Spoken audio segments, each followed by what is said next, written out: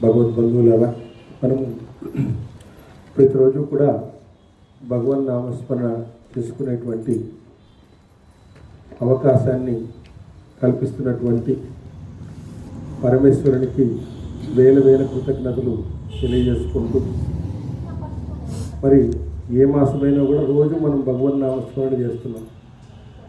మరి కార్తీక మాసంలో చేసేటువంటి భగవన్ నామస్మరణ శివకేశవుల అభేద్యం వలన, అంటే శివునిలో ఉండేటువంటి లయశక్తి,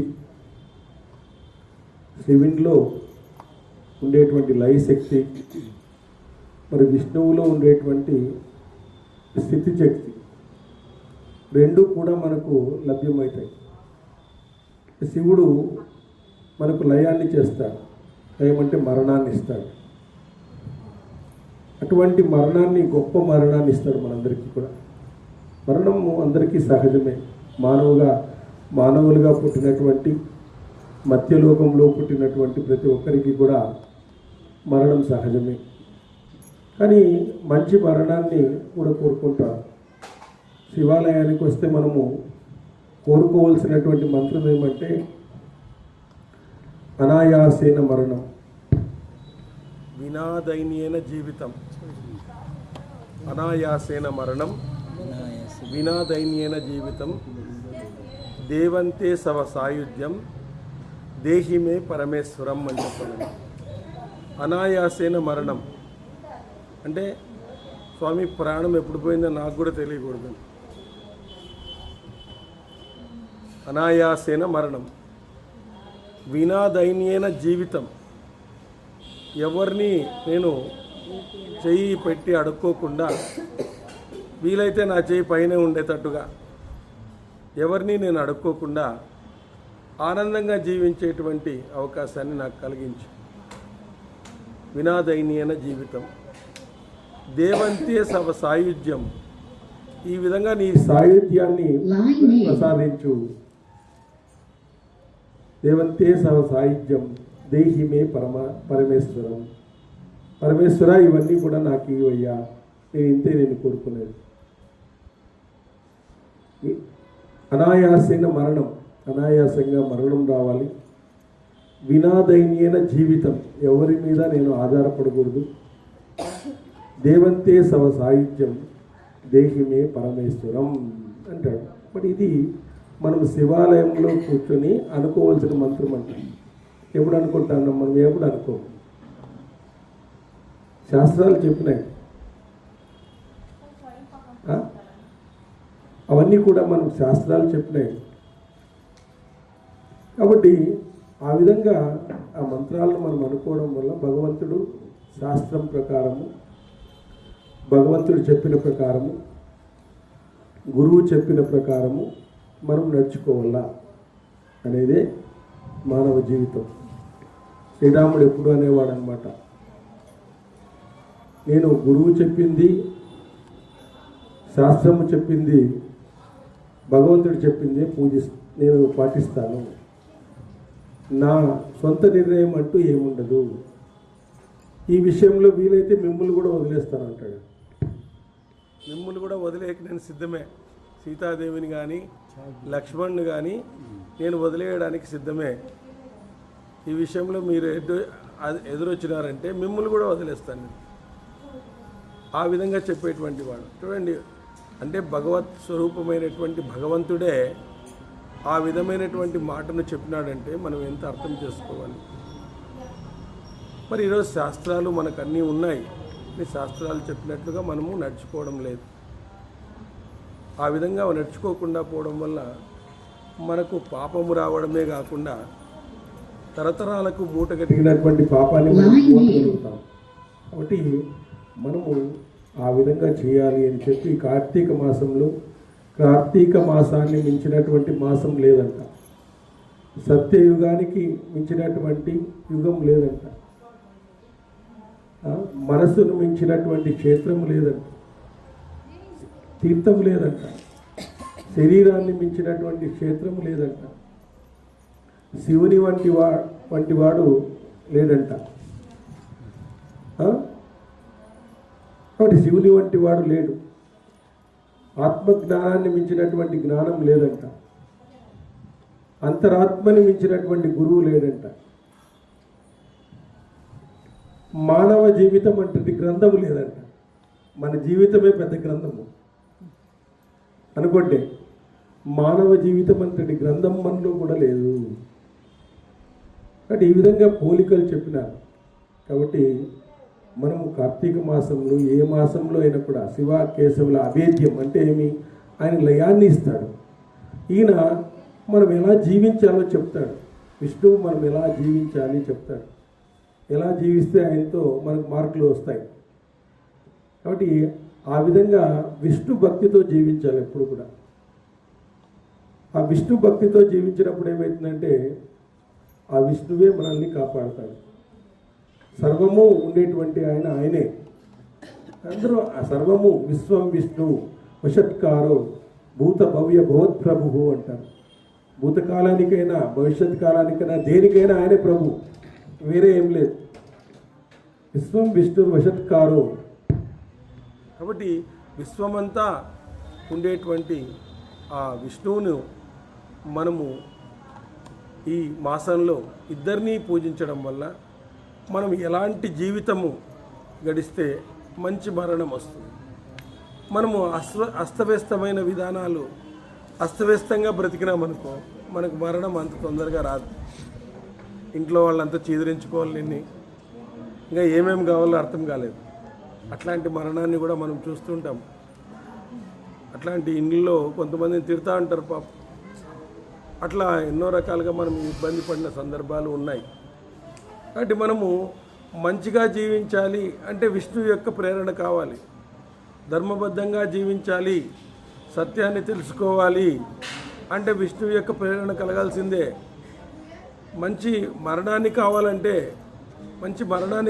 మంచి జ్ఞానాన్ని అందిస్తాడు ఆయన. ఎవరు? శివుడు అందించేటువంటి జ్ఞానము, ఈయన అందించేటువంటి పరిపాలన ఎట్లా ఉండాలి మనము అని చెప్పేసి, సో దీనివల్ల మనము కార్తీక మాసాన్ని సంపూర్ణం చేసుకుంటాం. అలాంటి కార్తీక మాసంలో చాలా సులువైనటువంటి పద్ధతుల ద్వారా, ఎందుకంటే భగవంతుని యొక్క అనుగ్రహము ఈ మాసంలో మెండుగా ఉంటుందన్నమాట. ఆశ్వీజ, కార్తీక, మార్గశిర మాసాల్లో మెండుగా ఉంటుంది. కాలం అనుకూలంగా ఉంది.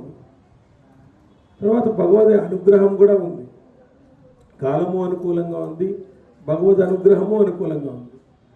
ప్రయత్నం చేయాలి. మనం ప్రయత్నం చేస్తే కదా మనకు కాలం అనుకూలంగా ఉంది. అప్పుడు ప్రయత్నం చేయలేదనుకోండి వేస్ట్. భగవాన్ అనుగ్రహం ఉంది, వేయలేదనుకోండి.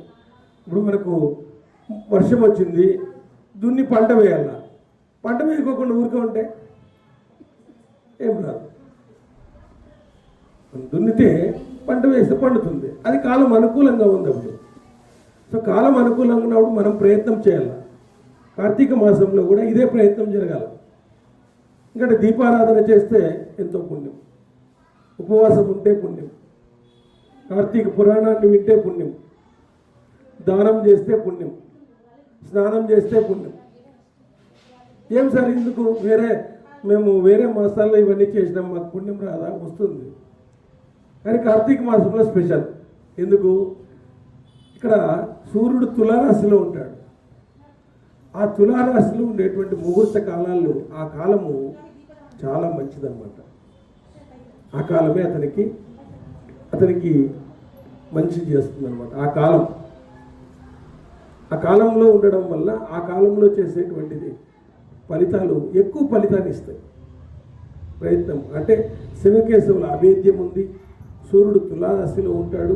కృతికా నక్షత్రము పున్నమిని ఇదికి చేసుకుని ఉంటుంది. కాబట్టి ఈ కాలము పరమ పవిత్రమైనటువంటి కాలంగా మన పెద్దవాళ్ళు నిర్ణయించినారు. కాబట్టి ఇట్లాంటి కాలాన్ని మనము సద్వినియోగం చేసుకోవాలి. దీపం అంటించి ఊరికే ఉంటుంది కాదు, దీపం వైపు, ప్రకాశం వైపు వెళ్ళాలి మనం. దీపము జ్యోతి పరబ్రహ్మ, దీపం తమో పరోహరం, దీపేన సాధ్యతే దైవం, దీపలక్ష్మి నమోస్తుతే అంటాం. అంటే దీపాన్ని అంటిస్తున్నామంటే నేను జ్ఞానాన్ని తెలుసుకుంటాను, నాలో ప్రకాశాన్ని నింపుకుంటాను ఈ రోజు నుంచైనా అని శివ కథను వినాల. శివ కార్తీక పురాణాన్ని మనం చేయాలి, కార్తీక ఇది చేయాలి. ఇవన్నీ చేసినప్పుడు భగవంతుడు సంతోషిస్తాడు, నేను చెప్పిన పని కరెక్ట్గా చేస్తున్నాడు అని చెప్పేసి. కాబట్టి ఆ విధంగా వశిష్ఠుడు ఇక్కడ మిథిలా నగర దీశ జనక మహారాజు నిరంతరము పుణ్యకార్యాలతో అలరాడి పర్వాల మాసము కార్తీక మాసము, ఇది పుణ్యకార్యాలతో అలరాడే పర్వాల మాసము కార్తీక మాసం. ఈ మాసం యొక్క ఔన్నత్యాన్ని ఎంత చెప్పినా తరగనే తరగదు. ఇక్కడ పురంజయుడు అనేటువంటి ఒక వాని కథ చెప్తున్నాడు. ఈ కార్తీక మాస మహిమ గురించి మరింత తేటతెల్లబడుతుంది. పూర్వము అగస్త్య మహర్షికి అత్రి మహర్షి చెప్పినటువంటి దాన్ని నీకు చెప్తాను, శ్రద్ధగా వినుము. ఇక్కడ అగస్త్య మహర్షి అత్రి మహర్షికి చెప్పాడు ఈ కథను. ధర్మవేత్త దైవాంశ సంభూత అగస్త్య మహర్షి కార్తీక మాస మహత్యాన్ని మీతో చెప్పించుకోవాలని వినాలని ఉన్నది, అనుగ్రహించండి అని అత్రి మహర్షిని వేడుకున్నాడంట. ఎవరు? పూర్వం అగస్త్య మహర్షికి అత్రి మహర్షి చెప్పినాడు. అగస్త్య మహర్షి ఏం చెప్పాడంటే, ఈ కార్తీక మాసం అనేది చాలా పుణ్య యోగమైనటువంటి మాసము. ఈ మాసంలో నెల రోజులు నదిలో స్నానము చేయడము, దీపాదానం చేయడము కలిగే ఉత్తమ ఫలితాలు వర్ణించి చెప్పడానికి వీలు కాదన్నమాట. సమస్త పాతకాలు వీటి నుంచే తొలగిపోతాయి, దుఃఖాలన్నీ నశిస్తాయి, పుణ్యలోకాలు సిద్ధిస్తాయి. పూర్వం పురంజయ మహారాజు ఈ కార్తీక మాసం పునీతుణ్ణి చేసింది. మహారాజునే పునీతుని చేసిందంట ఈ కార్తీక మాసం. అతడి గురించి విన్నట్లయితే నీ కార్తీక మాస మహత్యం పూర్తిగా తెలుస్తుంది. పూర్వం త్రేతాయుగంలో పురంజయుడు అనేటువంటి రాజు అయోధ్యను పరిపాలిస్తుండేటువంటి వాడు. అతను మంచి పేరు తెచ్చుకున్నాడు. రాను రాను మహారాజులో మార్పు రావడం జరిగింది. వంది భాగతుల కైవారాల వలన, స్తుతులు స్తోత్రాల వలన, తనను చూసి శత్రురాజులు పడుతున్న భయాందోళన వలన తనకు సాటి లేరు అనే అహంకారం పెరిగిపోయిందంట. ఆయన ఎక్కువ దైవారాధన చేసేవాడు, దైవారాధన స్తోత్రాలు చేసేవాడు. కొన్ని రోజులకి ఏమైందంటే, నన్ను చూసి నా అంత స్తోత్రాలు ఎవరికి రావు, నా అంత స్తుతులు ఎవరికి రావు అని చెప్పేసి అహంకారం పెరిగిపోయిందంట ఆయనకి. నేను ఇంత పూజ చేస్తున్నాను, నేను ఇది చేస్తున్నాను, అది చేస్తున్నాను అని చెప్పేసి ఆయనకి అహంకారం పెరిగిపోయిందంట. పరిపాలన విషయంపై శ్రద్ధ తగ్గిపోయిందంట. పరిపాలన విషయం, నాకేముంది, దేవుడు అన్నీ చూసుకుంటాడులే, నేను ఇన్ని స్తుతులు తెలుసు, నాకు ఇంత భారతం తెలుసు, ఇంత రామాయణం తెలుసు, ఆయన చూసుకుంటాడులే అని అయిపోయింది. వినోద కార్యక్రమాలపై మోజు పెరిగిందంట బాగా. వినోదాలు ఆడేవాడు, లాటరీలు ఇవన్నీ కూడా ఆడేవాడు. ఇతరులు ఇచ్చిన సలహాను సంప్రదింపులు నిర్లక్ష్యం చేసేవాడు. ఇతరులు ఎవరైనా మంత్రులు, మహారాజా మీరు ప్రజాపాలనపై శ్రద్ధ పెట్టండి, ఈ విధంగా పెట్టుకోకుంటే మంచిది కాదు అని చెప్పేసి వాళ్ళందరూ కూడా చెప్పేటువంటి వాళ్ళు. ఎవరు? మంత్రులందరూ కూడా. ఆయన పట్టించుకునేటువంటి వాడు కాదు. రాను రాజు ప్రజారంజకత్వానికి బదులు ప్రజాకంటకుడుగా తయారైనాడంట. ప్రజలను పాలించమని నీకు ఇస్తే ప్రజాకంటకుడైపోయినాడంట. మహారాజైన పురంజయుని పరాక్రమం భరించలేక సామంతురాజులతో సహనం కోల్పోయి అందరూ ఈయన మీదకి దండెత్తి వచ్చినారంట. ఈయనేం పవర్ఫుల్గా లేడు, ఎక్కువ దైవారాధన మీద ఉండిపోతున్నాడు, ప్రజల్ని ఏమీ పట్టించుకోవడం లేదు, ఇది అసలైన సమయం, మనం ఆయన మీద దండెత్తేసి మనం రాజ్యాన్ని ఆక్రమించుకుందామని చెప్పేసి ఆక్రమించుకోవడానికి రెడీ అయినాడు. అప్పుడు పురంజయుడి రథానికి పంచకళ్యాణి గుర్రములు ఉండేటువంటివి. దృఢమైన చక్రాలు కలిగిన మణిమయమైన కాంతులతో కూడిన జెండాతో ప్రకాశించే ధనుర్బాణాలతో సుసంపన్నమైన అనేక యుద్ధాల్లో విజయం సాధించి పెట్టిన రథం మీద పదగాజ తురంగ దళాలతో బయలుదేరి శత్రువును ఎదుర్కోవడం మొదలుపెట్టినాడు. ఈయన కూడా శత్రువులను ఎదుర్కోవాలని మొదలుపెట్టినాడండి. పురంజయుడు బాణాలతో, గదలతో, ఇంకా అనేక విధములైన అస్త్రశస్త్రాలతో సంకుల సమరం జరిగింది. ఆయనకి ఎక్కువ సమరం అనేటువంటిది జరిగిందన్నమాట. అహంకారం అనేది మానవుని పతనానికి పునాది రాయి. ఆ పునాది రాయి కదిలితే భవనం ఎలా నేలమట్టమైందో అదేవిధంగా అహంకారం అనేది ఎంత పెరిగితే అంత త్వరగా మనిషి పతనమవుతాడు అనే విషయాన్ని ఈ కథ సూచిస్తుంది. చూడండి, అహంకారం అనేది మనిషి పతనానికి పునాది రాయి. ఆ పునాది రాయి కదిలితే భవనం ఎట్లా నేలమట్టమవుతుందో అదేవిధంగా అహంకారం అనేది ఎంత పెరిగితే మనిషి అంత పతనం అయిపోతాడు. కాబట్టి ఆ విధంగా అతను పతనం కావడానికి నాంది ఏర్పడింది పురంజయుడు అన్నమాట. ఆ పురంజయుడు నాంది ఏర్పడింది.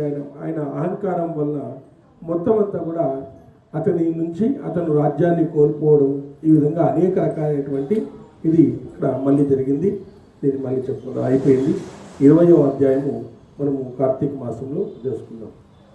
అదేవిధంగా ఇక్కడ మనకు భారతంలో అనేక మంది దేవతలు దైత్యులు అంశాల వర్ణన జరుగుతారు. అనేక మంది దేవతలు అందరూ కూడా అనేక రూపాల్లో పుట్టినారు. అదేవిధంగా అనేక మంది దైత్యులు కూడా పుట్టినారు. ఎందుకంటే చెడు మంచి రెండు కూడా ఉంటాయి, వాటి మధ్య సంఘర్షణ జరుగుతూ ఉంటుంది. కాబట్టి ఆ చెడు మంచి ఉండేటువంటి సంఘర్షణలోనే మంచి పెరగాల, చెడు తగ్గిపోవాలి. ఇప్పుడు మీకు చీకటి ఉంటేనే కదా వెలుగు విలువ తెలిసేది. చీకటి లేదనుకోండి, వెలుగు విలువ మనకు తెలియదు. వెలుగు విలువ మనకు తెలిసే కాయలేదు. కష్టాలు వస్తేనే కదా సుఖానికి అర్థం అనేటువంటిది ఉండేది.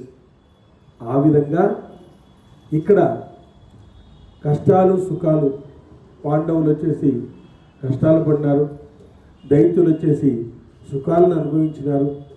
వీళ్ళిద్దరి మధ్య ఏ విధమైనటువంటి సంగ్రామం జరిగింది, వీరిద్దరి మధ్య వైషమ్యాలు ఎందుకు ఏర్పడినాయి, వాళ్ళకి స్వభావ ప్రకారం ఏర్పడినాయా లేదా పుట్టుకతో ఏర్పడినాయా, వాళ్ళు మనసు మార్చుకోవడం వల్ల ఏర్పడినాయా, బుద్ధి మార్చుకోవడం వల్ల ఏర్పడినాయా, ఇవన్నీ కూడా ఉంటాయి మనలో. మనకు పుట్టుకతో కొన్ని ఉంటాయి, మనసు మార్చుకోవడం వల్ల కొన్ని ఉంటాయి, బుద్ధి సరిగా ఆలోచించకపోవడం వల్ల కొన్ని ఉంటాయి. ఇలా అనేక రకాలైనటువంటి స్వభావాలు ఉంటాయి మనలో. కొద్దిగా మనం మార్చుకున్నాం అనుకోండి, మహనీయుడు కావచ్చు. నువ్వు కొద్దిగా మార్చుకున్నావు, నీ మనసును కొద్దిగా మార్చుకున్నావు, మనం గొప్పవాళ్ళు కావచ్చు. నీ మనసును మార్చుకొని నీ తల్లిదండ్రులకు సేవ చేసినావు అనుకో, గొప్పవాడైపోతావు, అయిపోయి. అదే నీ మనసు మార్చుకోకుండా తల్లిదండ్రులు పీడించినావు అనుకో, అదక పాతాళానికి వెళ్తున్నాం. చిన్న చిన్న మార్పులు చేసుకోకుండా ఉన్నారు ఈరోజు. చూడండి, మీరు కుటుంబాల్లో ఏ మాత్రము వాళ్ళు మారరు, ఏ మాత్రము మారరు. చూడండి, ఎన్నో అనేక సందర్భాలు ఉన్నాయి కుటుంబాల్లో. నేను రెండు అంటే రెండే, అంతే, నేను వదిలేదంట. నేను పట్టిన కుందేలకి 3 కాళ్ళు అంటారు. కొద్దిగా కూడా మార్చుకోరు, కొద్దిగా కూడా మార్చుకోరు. అంత ఇదైపోయింటారు.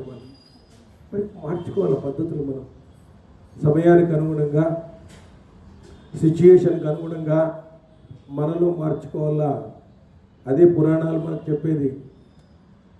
మార్చుకోకపోతే అది అదక్ పాతాలని తీసుకెళ్తుంది.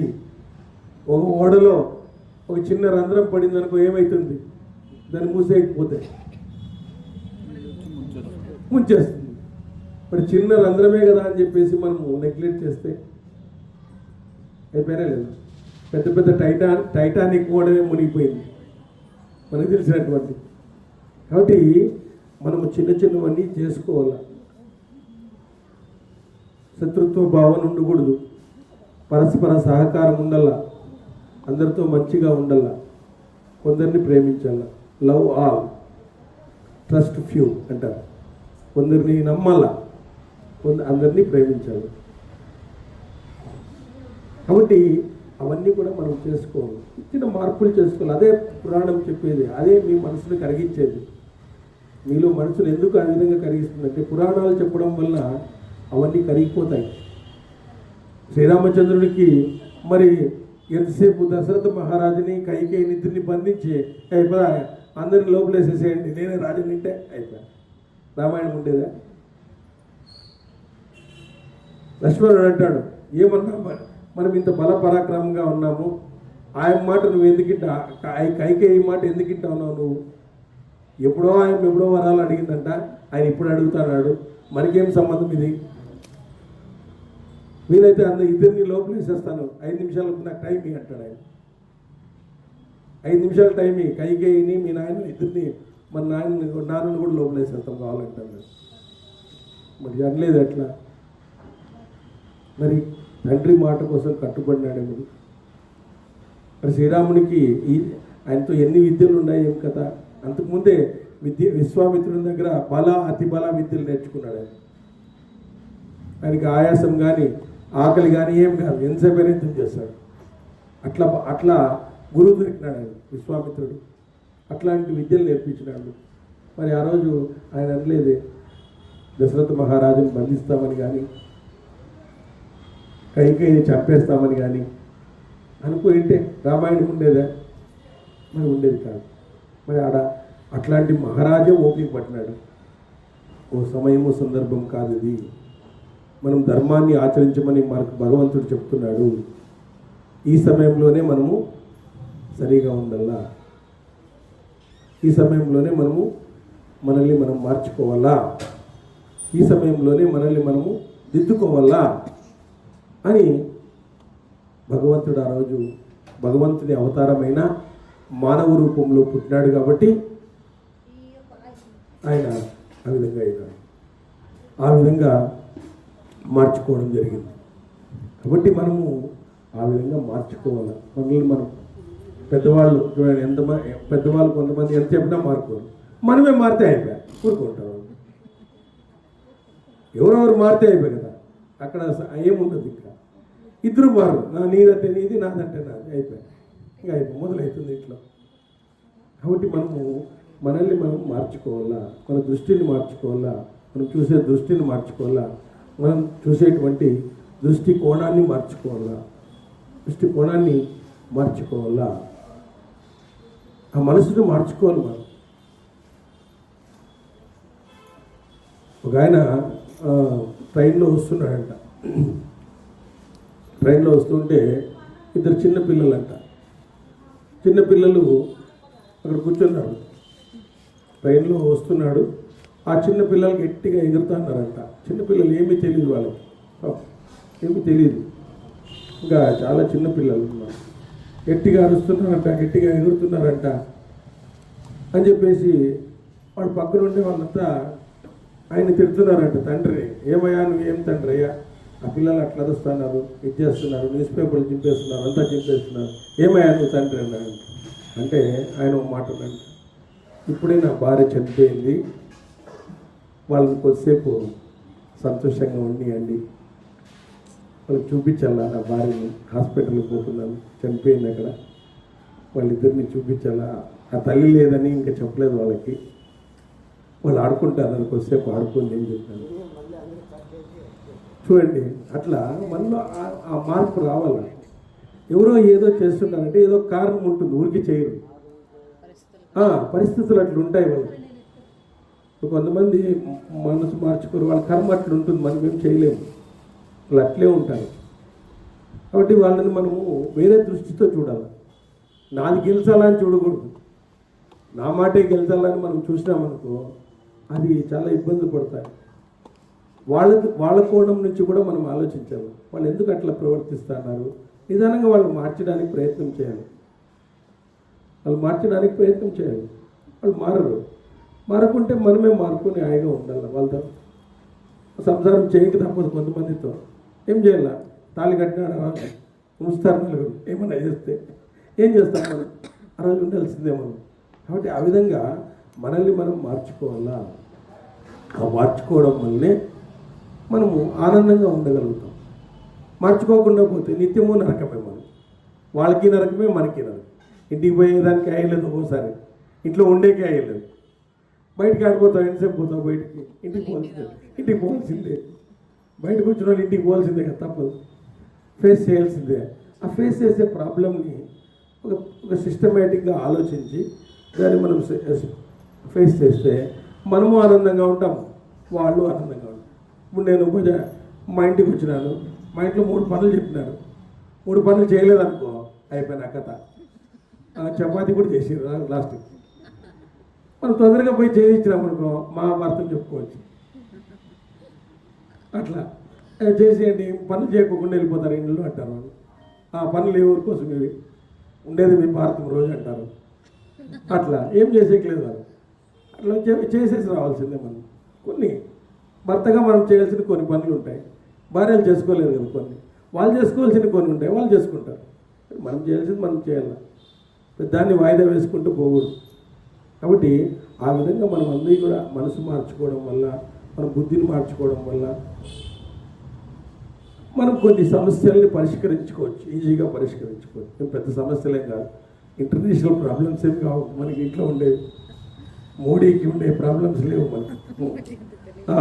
మోడీ రోజు పాపం ఆలోచిస్తూ అంటాడు ఆయన, యాదేశం వస్తుందో, ఏమొస్తుందో, ఏం చేయాలో, ఏమొస్తుందో, రాత్రి ఆడబాంబు వెళ్తుందో, పొగలు ఆడబాంబు వెళ్తుందో, ఆయన అవస్థ అయింది పాపం.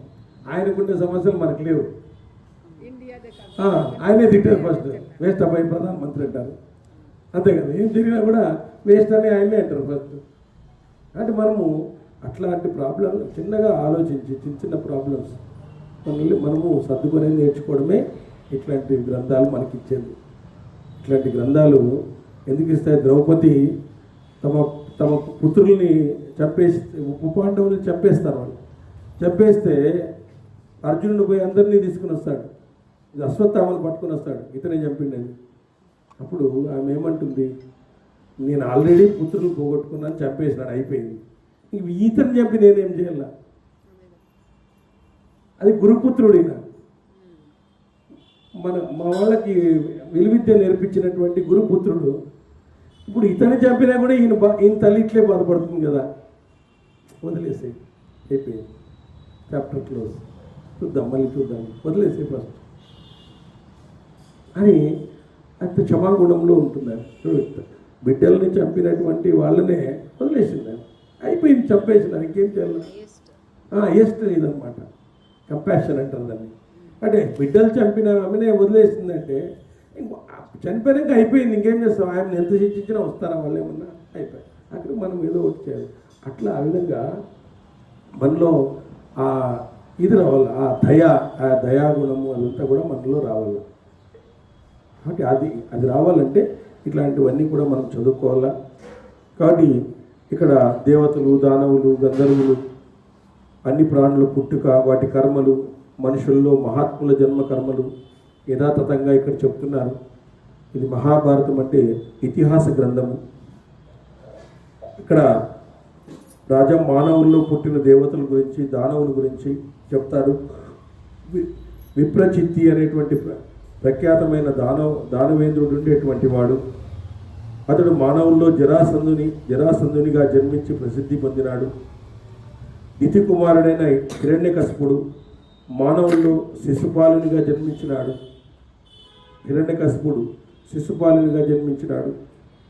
ప్రహ్లాదుని తమ్ముడు సంవృతుడు బ్లాహిక శ్రేష్ఠుడైనటువంటి శల్యునిగా జన్మించినాడు. ప్రహ్లాదుని మరొక తమ్ముడు తేజస్వైన అనువృతుడు దుష్టకేతువుగా జన్మించినారు. ఇట్లా దితి కుమారుడైన ప్రసిద్ధుడైన శిబి ఈ భూమిపై ద్రుముడు అనేటువంటి రాజుగా జన్మించాడు. శిబి చక్రవర్తి ఆయన పావురాన్ని, తన శరీరాన్ని కోసిచ్చినాడు అన్నమాట. పావురం కోసము తన శరీరం, నేను నీకు మాంసం ఇస్తాను, పావురాన్ని చంపొద్దు అని చెప్పేసి ఆయన శరీరాన్ని కోసిచ్చినాడు అన్నమాట. చూడండి, అంత త్యాగగుణం ఉండేటువంటి ఆయన. ఈ విధంగా అశ్వశిరుడు, ఆయుశ్శిరుడు, ఈ విధంగా అనేక మంది, ఆ ఉగ్రకర్ముడైన ఉగ్రసేనుడు, ఓటమి ఎరుగనటువంటి అశోకునిగా, అశ్వుడనే పేరు గల మహాసురుడు, మహాబలవంతుడు, ఓటమి లేనివాడైనటువంటి అశోకునిగా జన్మించినాడు. ఈ విధంగా అగ్నిగ్రువుడు అనేటువంటి రాక్షసుడు రోమ రోమ మనుజుడు అనేటువంటి రాజుగా జన్మించినాడు. సో ఈ విధంగా చిత్రయోధుడైన విరూపాక్షుడు అనే రాక్షసుడు చిత్రధర్ముడిగా జన్మించినాడు. ఇట్లా అనేక రకాలుగా అనేక రాజులుగా వీళ్ళందరూ కూడా దానవశ్రేష్ఠుడైన అర్కుడు ఋషుకుడనే రాజుగా పుట్టినాడు. ఈ విధంగా విక్షరుని రెండవ తమ్ముడు బలుడు మహాసురుడు పాండ్య దేశానికి ప్రఖ్యాతిగా రాజుగా అయినాడు. చూడండి, మనము కర్మ సిద్ధాంతం ఇందులో వస్తాం. వీళ్ళందరూ మనందరూ పుట్టినారు అంటే మనం కూడా పుడతాం కదా, ఖచ్చితంగా పుడతాము. కర్మ సిద్ధాంతం ఇదే. కాబట్టి మనం అందరూ కూడా మళ్ళీ పుడతాం, ఎక్కడ పోదు. అసలు ఇప్పుడు ఇది చదువుతున్నామంటే అప్పుడు కాలంలో ఎవరైతే వీళ్ళు దగ్గరగా ఉన్నారో, వీళ్ళకి సంబంధం ఎవరైతే వాళ్ళే మళ్ళీ ఇది చదువుతారని అంతే కదా. అది ఇవన్నీ దృఢపరచుకుంటారు మనసుని. చాలామంది ఏమనుకుంటారంటే ఈ ఆధ్యాత్మికత వేస్ట్, కర్మ సిద్ధాంతం వేస్ట్, ఇవన్నీ అనుకుంటుంటారు. ఇవన్నీ దృఢపరచడానికి ఇవన్నీ ఇచ్చిండేది. ఆ విధంగా అనుకోవద్దు. ఎవరు ఇంగ్లీష్ వాడు మానవుడు కోతి నుంచి పుట్టినాడు అంటే కోతి నుంచి పుట్టినటువంటి మానవునికి మూలం మనవులు తెలుసుకున్నారు మళ్ళీ, అంతే కదా. కోతి నుంచి పుట్టినాడు అనేటువంటి వాళ్ళు ప్రూవ్ చేశారు. కానీ ఆ మానవుడి యొక్క స్వరూపం ఎక్కడి నుంచి వచ్చింది, దానికి మూల విత్తనం ఏమి అనేటువంటిది అక్కడి నుంచి వాళ్ళు తెలుసుకున్నారు అన్నమాట. అది గొప్పతనం మరి. కాబట్టి ఆ విధంగా అనేక మంది, కాలేయుడిలో 7వ వాడు సముద్రసేనుడు అనేటువంటి రాజుగా పుట్టినాడు. ధనుర్వేదంలో నిష్ణాతుడైనటువంటి చిత్రకర్ముడు వరిష్ఠుడుగా పుట్టినాడు. ఇట్లా అనేక మంది కురువంశంలో వశిష్ఠ మహర్షి శాపం చేత ఇంద్రుడి ఆదేశం వల్ల అష్టవసువులు గంగా గర్భంలో శంతన మహారాజుకు పుత్రులుగా జన్మించినారు. మహాదేవుడైన శివుడు యముడు కామక్రోధాలు కలిపి అశ్వత్థామగా జన్మించినాడు. ఇప్పుడే చెప్పాను, శివుడు యముడు ఇద్దరు కలిసి పుట్టినారంట అశ్వత్థామలు. అతడు మహాబలవంతుడు, శత్రుపక్షాలకు భయంకరమైన వీరుడు, పద్మపత్రాల వంటి విషయాలు కలిగినాడు. శంతన మహారాజుకు వారిలో భీష్ముడు చిన్నవాడు. అతడు కురువంశములందరికీ అభయం ఇచ్చినాడు. బుద్ధిమంతుడు, వేదవేత్త, మాట నేర్పడి శత్రు సంహారానికి నాశనం చేయగలిగినాడు.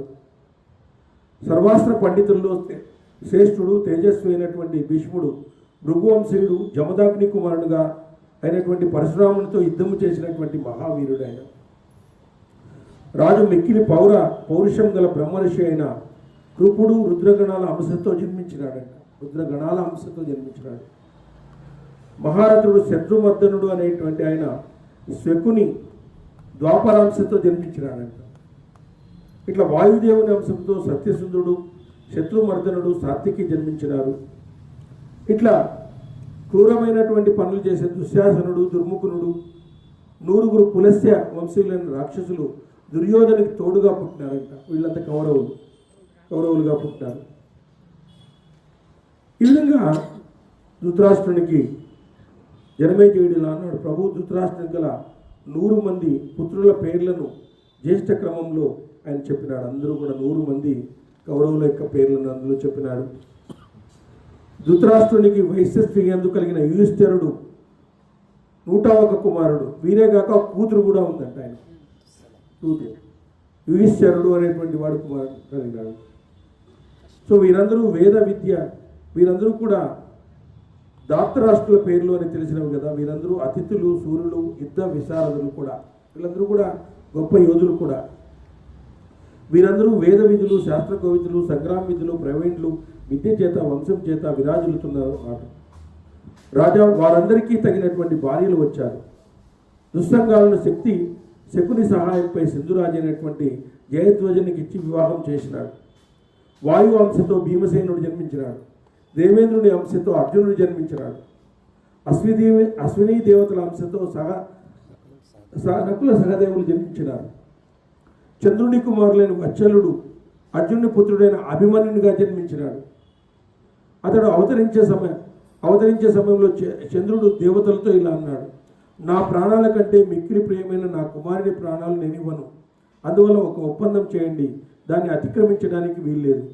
భూమిపై రాక్షసులను సంహరించడం అనేది దేవతల కార్యం మన కార్యమే, అందువల్ల అక్కడ వత్సలుడు వెళ్తున్నాడు, అతను ఎంతో కాలం ఉండడు అని ముందే చెప్పినాడు. చూడండి, వాళ్ళ ఆయుష్లో చెప్పేసి అన్నారు. ఇంద్రుడి కొడుకు పాండురాజు కుమారులు ప్రతిభావంతుడైన అర్జునుడిగా విఖ్యాతుడు, నారాయణుని మిత్రుడిగా జన్మించినాడు, అంటే కృష్ణుని యొక్క మిత్రుడిగా. అటువంటి అర్జునుని కొడుకుగా వత్సలుడు జన్మిస్తాడు. బాలుడుగానే మహారథుడుగా గుర్తించబడతాడు. 16 సంవత్సరాలు మాత్రమే అక్కడే ఉంటాడు. ఇతనికి 16 సంవత్సరాలు వచ్చేసరికి మహాసంగ్రామం జరుగుతుంది. ఆ యుద్ధంలో వీరులంతా శత్రువీర నాశనాన్ని చేస్తారు. నవనారాయణుడు లేని సమయంలో శత్రువీరులు చక్రవ్యూహం రచించి దేవతలతో యుద్ధం చేస్తారు. నవనారాయణుడు లేని సమయంలో ఆ యుద్ధంలో బాలుడైన నా కుమారుడు అభేద్యమైన చక్రవ్యూహంలో ప్రవేశించి నిర్భయంగా విహరించి శత్రు సంహారం చేస్తాడు. మహారథులైన వీరులతో యుద్ధము చేస్తాడు. పగలు సగం, రాత్రి గడిచేసరికి 4వ వంతు శత్రువీరులను యమపురికి పంపినాడు. ఆపై యుద్ధంలో మహారథులైన వీరులతో పాటుగా సాయంత్రం నన్ను చేరుకుంటాడు. అతనికి వంశపారంపర్యమైన ఒక కుమారుడు కలిగినాడు. అతను నశించినటువంటి భారత వంశాన్ని మళ్ళీ ఉద్ధరిస్తాడు. చంద్రుని ఈ మాటలు విని దేవతలు తథాస్తు అని పలికి చంద్రుడిని పూజించినారు. రాజా, ఈ విధంగా నీ తండ్రుల యొక్క జన్మ వృత్తాంతాన్ని చెప్పినాను. మహారథుడైన దుష్టద్యుమ్నుడు అగ్ని యొక్క అంశంగా ఉన్నాడు. శిఖండి రాక్షసుల అంశంలో పుట్టినవాడు. మొదటిగా స్త్రీగా జన్మించి ఆ తర్వాత పురుష రూపాన్ని పొందినాడంట ఆయన. అదేవిధంగా ద్రౌపది కలిగిన 5 కుమారులు విశ్వదేవులుగా గుర్తించినారు. ప్రతినింజుడు, సుతసోముడు, సుతకీర్తి, శతానికుడు, సుతసేనుడు 5 ద్రౌపది కుమారులు అంటే వీళ్ళందరూ కూడా. వసుదేవుని తండ్రి సూరసేనుడు ఎదుకుల శ్రేష్ఠుడు. అతనికి అసమానమైన సౌందర్యత అయినటువంటి కూతురు ఉందంట. ఆమె పేరు పృత అంట. పృత. ఆ విధంగా సూరసేనుడు తన పెద్ద కుమారుడైన పృతను తన మాట ప్రకారం కుంతీ భోజునికి అనుగ్రహించే తలంపుతో ఇచ్చాడు. ఆమె ఇంట బ్రాహ్మణులను, అతిథులను పూజించడానికి వినియోగించబడింది. ఆమె ఒకసారి దుర్వాస మహర్షిని కలిసింది. అతను కోపిష్టి, కఠోర నియమాలు కలిగినవాడు, ధర్మమందు నిగూఢ నిశ్చయం కలిగినవాడు. సర్వ ప్రయత్నాలతో అతన్ని సంతోషపెట్టింది. ఆమె సేవలకు సంతృప్తుడై దుర్వాసుడు యథావిధిగా ప్రయోగ విధానంతో పాటు మంత్రోపదేశం చేశాడు. సుందరి, నీ పట్ల నేను సంతుష్టుడైనాను. ఈ మంత్రముచే నువ్వు ఏ దేవుణ్ణి ఆహ్వానిస్తే ఆ దేవుని అనుగ్రహం వలన నీకు కావలసిన పిల్లలు పుడతారు అని చెప్పినాడంట. చూడండి, ఋషి అలా చెప్పగానే అమాయకురాలిన ఆమె కుతూహలంతో సూర్య భగవాన్ని ఆహ్వానించిందంట. లోక ప్రకాశుడైనటువంటి సూర్యుని వలన ఆమె గర్భము దాల్చిందంట. కర్ణుడు. ఆమె శస్త్రధారులందరిలో శ్రేష్ఠుడైన ఒక కుమారుడికి జన్మించింది. కవచ కుండలాలతో దివ్యమైన కాంతితో సూర్యునితో సమానంగా ప్రకాశిస్తూ అందమైన శరీర సౌష్ఠంతో ఉన్న కొడుకును కన్నది. అతన్ని రహస్యంగా దాచి ఉంచి బంధుజనులకు భయపడి యశస్వి అయినటువంటి ఆ కుమారుణ్ణి కుంతి నీటిలో విడిచిపెట్టింది. ఆయన్ని నీటిలో విడిచిపెట్టింది. అలా వదిలిన పసికందు మహాయశస్వి అతిరథుడైనటువంటి రాధ భర్తగా తీసుకొని రాధ కొడుకుగా కల్పించినాడు. ఆ బాలునికి ఆ దంపతులు వనశేనుడు అనే పేరు పెట్టారు. ఆ పేరు అంతటా వ్యాపించింది. వారి పెంపకంలో వనశేనుడు అన్ని అస్త్ర విద్యల్లో ఉత్తముడైనాడు. జయశీలుడు శ్రేష్టమైన అతడు వేదాంగాలను అధ్యయనం చేసినాడు. అతడు బుద్ధిమంతుడు, సత్య పరాక్రమవంతుడు. అతను జపం చేస్తున్న సమయంలో అతని దగ్గర వెళ్ళిన వారు పొందలేదంటూ ఏమీ లేదంట. అంత గొప్ప వ్యక్తి మనకు జన్మించినాడు. అటువంటి వశ్యనునికి ఇంద్రుడు తన కుమారుని కోసము బ్రాహ్మణ రూపంలో వచ్చి సహజమైన కవచ కుండలాలను అడిగినాడు. అంతా అంత దానం కలిగినటువంటి వాడు సూర్యభగవాన్ని అవసరం. సూర్యభగవాన్. ఎందుకంటే కర్ణుడు గొప్ప దానాన్ని చేసేటువంటి వాడు. ఎందుకంటే ఇంద్రుడు ఒకసారి వచ్చినప్పుడు కర్ణుడిని ధర్మరాజుని అడుగుతాడు, నాకు యాగం చేయాలా, కట్టెలు కావాలని చెప్పి. దానికే ముందు లేకపోతే ఎన్ని కావాలంటే అది ఇస్తానని కర్ణుడిని అడుగుతాడు. మీరు రండి ఇస్తానని చెప్పి మళ్ళీ వర్షం కురిపిస్తాడు. బాగా వర్షం కురిపించి అంతా చేసేస్తాడు అనమాట. చేసేస్తే అప్పుడు ధర్మరాజుని అడుగుతాడు. అడిగితే నేను ఇప్పుడు కట్టెలు ఇవ్వలేను అంటాడు. అంత తడిచిపోయినాయి, కట్టెలు ఇవ్వలేను అంటాడు. అప్పుడు కర్ణుడు ఏం చేస్తాడంటే ఇంట్లో ఉండే దూలాలు పీకి ఇచ్చేస్తాడు. ఇంట్లో ఉండే దూలాలు ఇంటి పడగొట్టేసి దాంట్లో ఉండే దూలాలన్నీ తీసుకోండి అంటాడు. అందుకే ఆయన దానకర్ణుడు అని పేరు వచ్చింది. ఇంట్లో ఉండేటువంటి ఆ కాలంలో అంతా కట్టెతోనే కట్టేవాళ్ళు అనమాట. సో ఇంటినంతా కూడా కూల్చేసి ఆయన ఆ కట్టెలన్నీ తీసుకుపోని చెప్తాడు. ధర్మరాజుని అడిగితే ఏడున్నాయి, అన్నీ నానిపోయినాయి, ఇచ్చే కాయలేదు, కష్టం కదా అంటాడు. చూడండి అంత గొప్పవాడు అనమాట. నీలాపు నిందలు తప్పలేదు, ఆయనకి చావు తప్పలేదు. ఆయన కొన్ని తప్పులు చేశాడు. ఆ తప్పుల్ని సరిదిద్దుకోకుండా పోవడం వల్ల మనము తప్పుల్ని సరిదిద్దుకోవాలి. తప్పులు చేయడం మానవ సహజం, కానీ చేసిన తప్పునే రిపీట్గా చేయకూడదు. చేసిన తప్పునే మనం రిపీటెడ్గా చేసినాం అనుకో, రిపీటెడ్ మిస్టేక్స్ ఆర్ ఫెయిల్యూర్స్ అంటారు. Repeated mistakes are failures.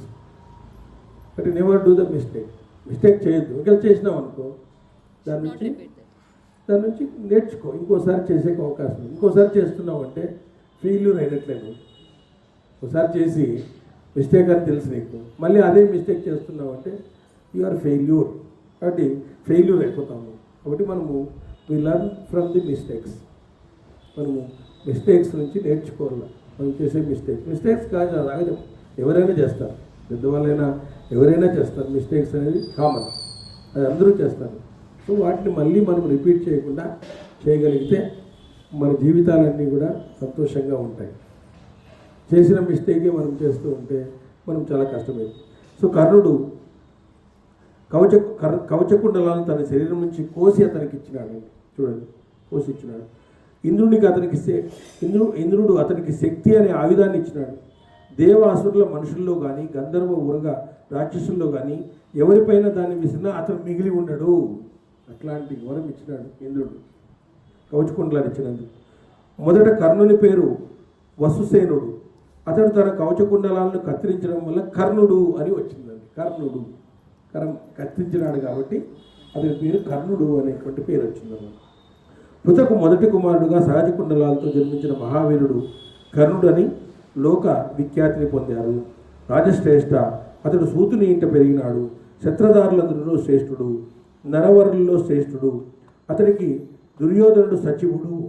దుర్యోధనుడి మాట విన్నాడు. మిత్రుడు శత్రునాశకుడు. అతడు సూర్యవంశం వల్ల జన్మించిన ఉత్తముడు. దేవదేవుడు సనాతనుడైనటువంటి నారాయణుడు తన అంశతో మనుషుల్లో ప్రతాపవంతులైనటువంటి వాసుదేవునిగా జన్మించినాడు. ఆదిశేషుని అంశతో మహాబలుడైనటువంటి బలదేవుడు జన్మించినాడు. మహాతేజోవంతుడైన ప్రద్యుమ్నుడు సనత్కుమారుని అంశతో జన్మించినాడు. ఈ విధంగా వివిధ అంశాలతో తక్కిన రాజులందరూ వసుదేవుని వంశంలో వంశ ప్రవర్తకులుగా జన్మించినారు. రాజా, మునుపు చెప్పిన అప్సరోగణం ఇంద్రుడి ఆదేశం మేరకు వారి వారి అంశములపై భూమిపై వాళ్ళు అందరూ కూడా జన్మించినారు. ఎందుకు జన్మించినారు?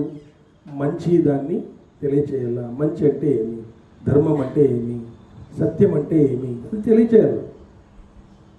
దాని ఒక కథ రూపంలో తెలియచేయాలి. మామూలుగా చెప్తే ఎవరు సత్యాన్ని పట్టుకోరు, మామూలుగా చెప్తే ఎవరు ధర్మాన్ని పట్టుకోరు. ధర్మాన్ని పట్టుకున్న వాళ్ళ గురించి మనకు చెప్తే ఓహో మనం కూడా పట్టుకోవాలనిపిస్తుంది. కాబట్టి సత్యం అనేది మారదు. రైలు పట్టాలు మారవు, రైలు మారుతూ ఉంటుంది. రైలు పట్టాలు ఎప్పుడు మారవు, రైలు మారుతూనే ఉంటుంది. రైలు పట్టాల మీద అనేక రకాల రైళ్లు పోతూ ఉంటాయి. ధర్మం అనేది మారుతూ ఉంటుంది. పెద్దవాళ్ళతో ఒక ధర్మం ఉండాల, భర్తతో ఒక ధర్మం ఉండాల, పిల్లలతో ఒక ధర్మం ఉండాల, ఇంటికి కోడలుగా ఒక ధర్మం ఉండాల.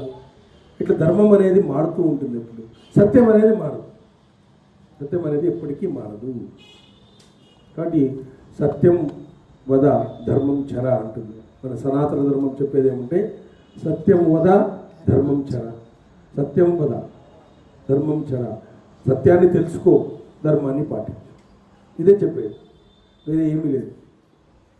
కాబట్టి సత్యాన్ని తెలుసుకోవాలా, ధర్మాన్ని పాటించాలా. ఇవి రెండు మనం చేసినామంటే మన జీవితం ధన్యమైనట్లే. అవన్నీ చెప్పేదే మనకు సత్యాన్ని భగవంతుడు చెప్తున్నాడు. కాబట్టి ఆ సత్యంలో ఉండేటువంటి ఆ సత్యము తెలుసుకోవడం వల్ల మనకు ధర్మం పట్టుకోవాలని అనిపిస్తుంది. అంతే కదా, ధర్మం ఎప్పుడు పట్టుకోవాలనిపిస్తుంది? సత్యం తెలిసినప్పుడు అనిపిస్తుంది. మనం ఎవరు శాశ్వతం కాదు. కాబట్టి మనలో ఉండేటువంటి కొంత ధర్మాన్ని మనం చేయాలా. కాబట్టి ఆ విధంగా మనం చేస్తాం. ఇప్పుడు కార్తీక మాసంలో దానం చేయాలంటాం. ఎందుకు? దాన గుణాన్ని నేర్పిస్తుంది అన్నమాట. ఇట్లా దానం చేసుకుంటూ పోతే కొద్ది కొద్దిగా దానం చేస్తాడు వాడు, అలవాటు. అలవాటు అవుతుంది అని చెప్పేసి. కాబట్టి ఆ విధంగా మనకు చెప్పడం అనేటువంటి జరుగుతుంది. కాబట్టి ఈ విధంగా దేవతల అంశంతో వీళ్ళందరూ పుట్టినారు. కాబట్టి అప్సరసులు భూలోకంలో 14,000 మంది గోపికలుగా జన్మించినారు. ఎవరు వీళ్ళందరూ కూడా 16,000 గోపికలుగా, అప్సరస్తులందరూ భూలోకంలో 16,000 మంది గోపికలుగా జన్మించినారు. నారాయణ రూపుడైన శ్రీకృష్ణుడు ఆనందం కోసం లక్ష్మీ అంశతో భీష్ముని కులంలో రుక్మిణిగా జన్మించినాడు. చూడండి, నారాయణ స్వరూపుడైన శ్రీకృష్ణుడు ఎవరి అంశ? శ్యామలాదేవి.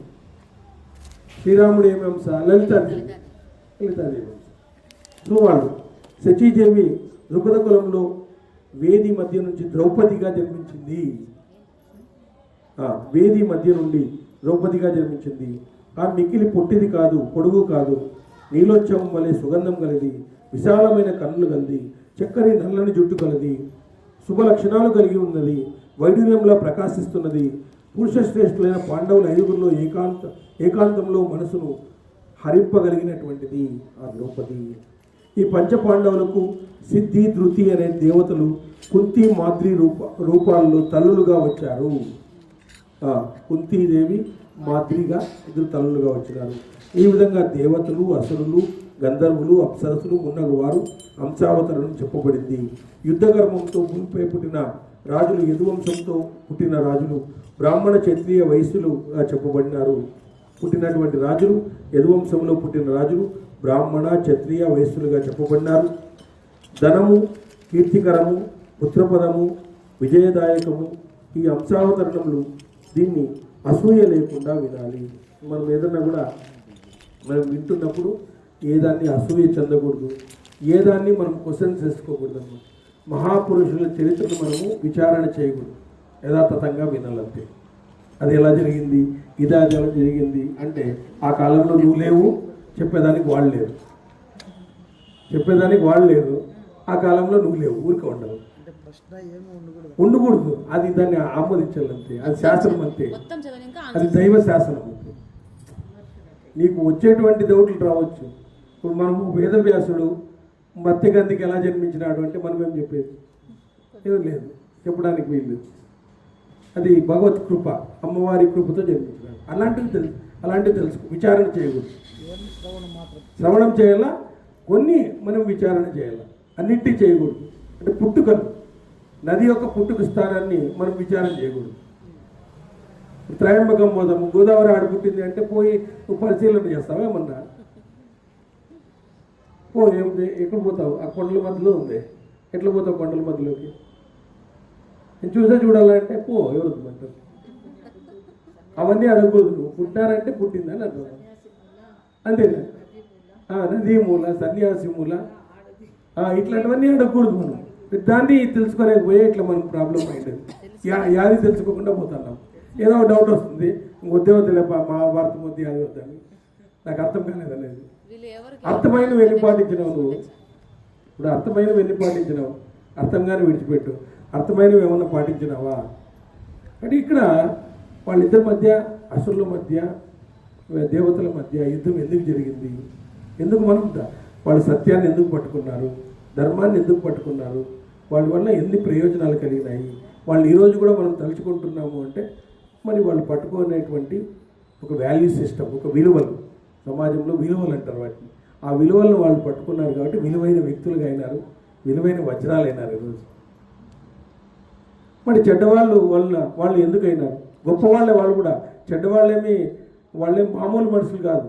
దుర్యోధనుడు కూడా గొప్పవాడే, భీముడంతటి గొప్పవాడే. కానీ ఎందుకు చెడ్డవాడైనాడు?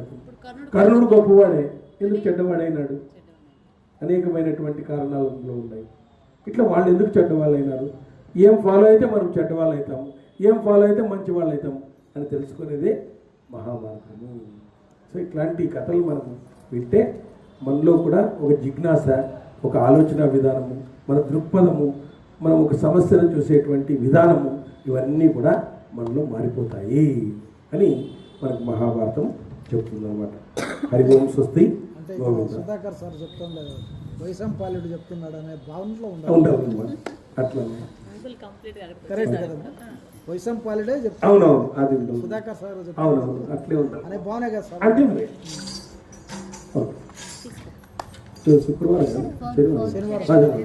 సర్వమంగళ రామ రామ రామ సర్వ వినుత శాంతిదాత రామ రామ సర్వమంగళ రామ సీతా రామ రామ సర్వ వినుత శాంతిదాత మనస్సులోని మాయా బాబు రామ రామ మనస్సులోని మౌజు రామ రామ సర్వమంగళ రామ సీతా రామ రామ సర్వవినుత శాంతిదాత రామ రామ నీవునే నన్ను భేద బుద్ధి పాపే మానో నిలుపుమలా మోన సిద్ధి రామ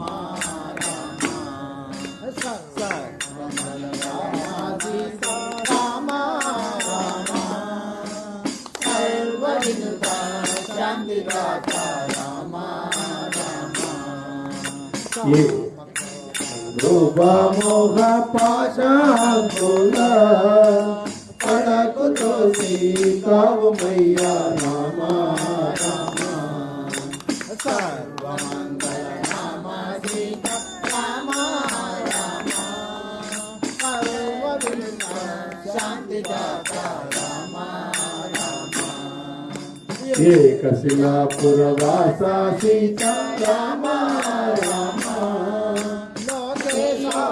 రూప విలాస కోదండ రామ లోకేశ రూప విలాస కోదండ రామ సర్వమంగళ రామ సీతా రామ రామ సర్వ వినుత శాంతిదాత రామ రామ రామకృష్ణ గోవింద నారాయణ రామకృష్ణ గోవింద నారాయణ ప్రేమించు పాలించు నారాయణ ప్రేమించు పాలించు నారాయణ రామకృష్ణ గోవింద నారాయణ నారాయణ హరి నారాయణ నారాయణ హరి నారాయణ నారాయణ